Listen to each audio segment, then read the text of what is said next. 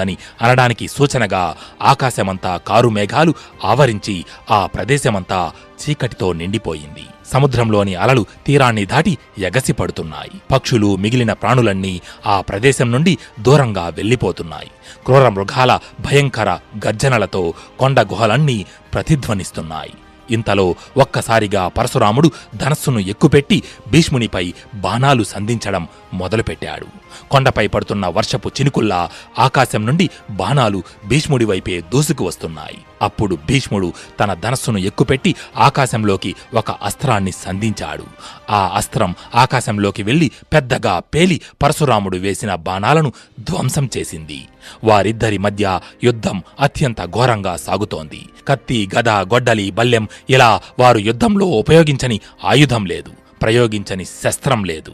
పరశురాముడి శరీరానికి వృద్ధాప్యం రావచ్చు, కానీ ఆయన శక్తి మాత్రం